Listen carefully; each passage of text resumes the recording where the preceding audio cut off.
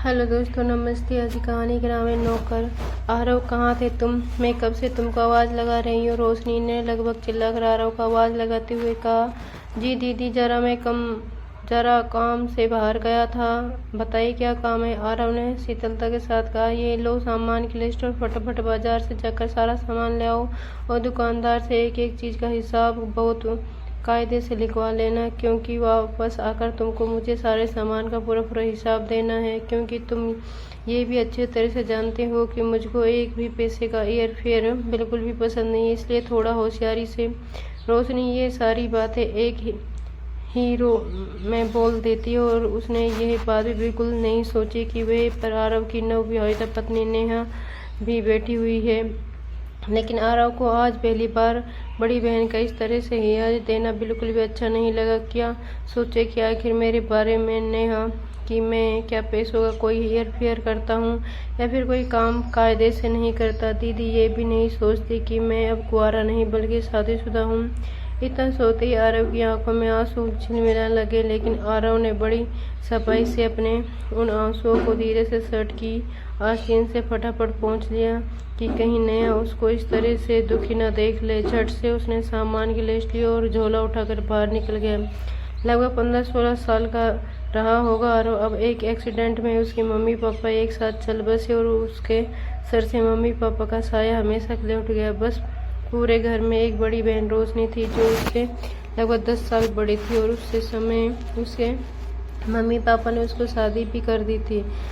जिस समय आरव ने मम्मी पापा इस दुनिया में से विदा ली थी, उस समय तक आरव ने सिर्फ हाई स्कूल ही पास की थी और उम्र में हिसाब से बहुत ही भोला भाला, सीधा साधा, चतुराई चालाक उसको वैसे भी नहीं आती थी। जैसा बड़ी बहन उसे समय कहती गई वैसा ही आरव चुपचाप करता चला गया, क्योंकि माँ बाप का साया एक साथ सिर से उठ जाना कारण आरव बहुत ही ज्यादा दुखी रहता था। रोशनी उसके पुश्तैनी घर को किराए पर उठा दिया और आरव को अपने साथ लेकर अपने शहर में चली गई।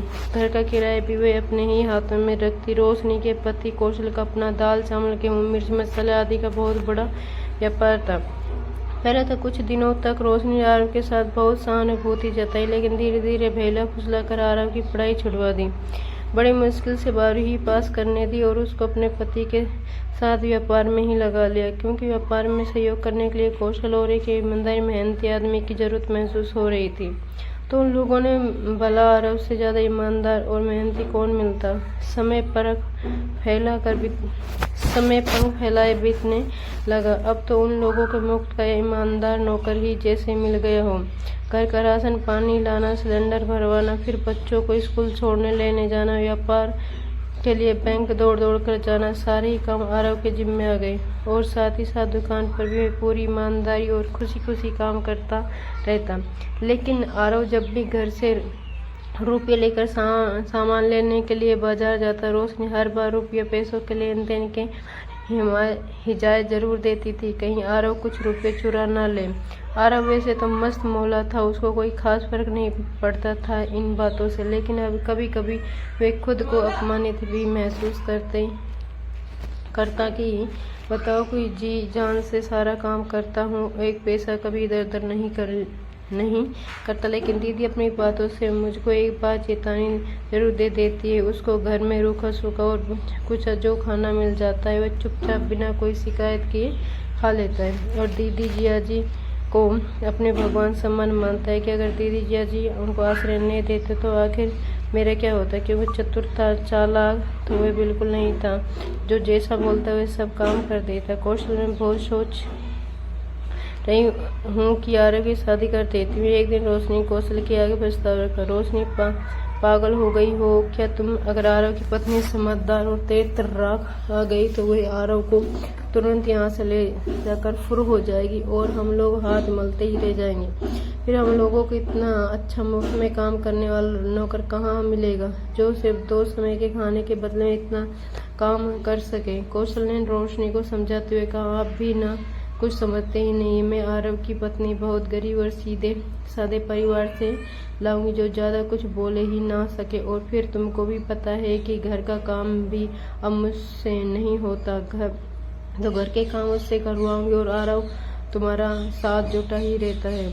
इसकी पत्नी आ जाएगी तो झाड़ू पोछा बर्तन वाली को भी धीरे धीरे से हटा दूंगी और उसके भी पैसे बचेंगे जो अलग। रोशनी ने इतने धीमे से फुसफुसाते हुए कहा कि उसकी बातें कोई सुन न ले, क्योंकि इस बात से वे भी जानती थी कि दीवारों के भी कान होते। खैर, रोशनी ने एक गरीब और सीधे साधे परिवार की सीधी सादी लड़की नेहा को देखकर आरव की शादी करा दी। नेहा को पाकर आरव की तो जैसे खुशी का कोई ठिकाना नहीं था, क्योंकि नेहा उससे बहुत प्यार करती थी।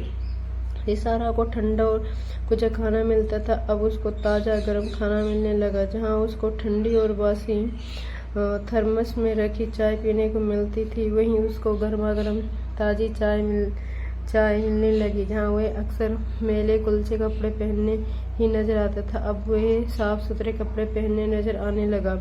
अब यही सोच कर वह बहुत खुश होता है कि चलो मम्मी पापा के जाने भाई कोई तो मुझको प्यार करने वाला आ गया। लेकिन ये अब रोशनी की फूटी आंख न सुहा था और वे नेहा के ऊपर गुस्सा होती। नेहा, मेरी एक बात कान खोल कर सुन लो। ऐसा है कि बार बार रोटी सेकने और बार बार चाय बनाने में गैस का बहुत खर्चा होता है। एक बार में ही सब बना कर रख दो, जिसको जब मौका मिलेगा वह तब खा पी लेगा। हमारे यहाँ हर समय गैस जलाने का रिवाज नहीं है।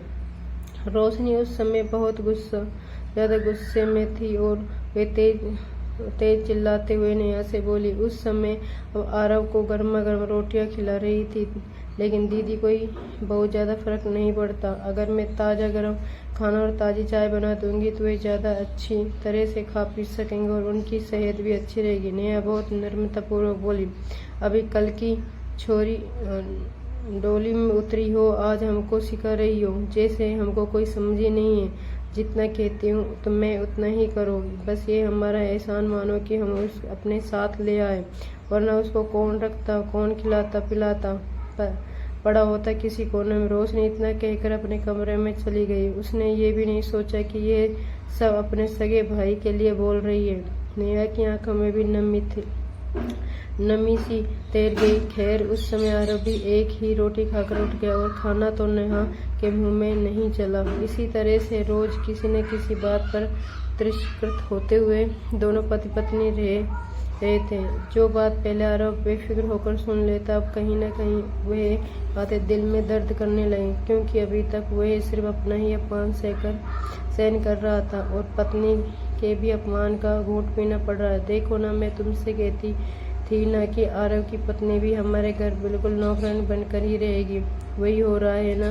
मैं तो बिल्कुल ठाठ से रहती हूँ, किसी बात की जिम्मेदारी ना कोई टेंशन। तुम बेकार में ही डर रहे थे।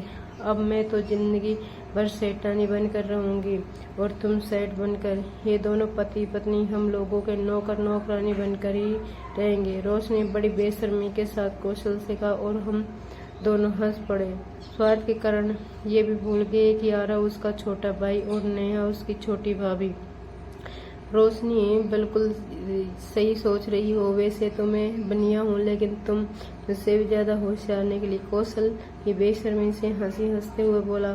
इस्तीफा से उस समय आरव किसी काम के लेन देन के हिसाब के लिए कौशल के कागजात पर हस्ताक्षर करवाने के लिए आ गया था और उसने जैसे ही रोशनी के मुंह में अपना और नेहा दोनों का नाम सुना तो ही दरवाजे पर दुबक कर खड़ा हो गया। और जरूरी ये लोग दोनों की प्रशंसा कर रहे होंगे। वे लोग किसी अच्छी तरह से इन लोगों का साथ निभा रहे हैं, लेकिन ये क्या, हम दोनों को नौकर नौकरी बनाने पर तुले हुए हैं। हे भगवान, मेरी बड़ी बहन होकर भी इतनी बड़ी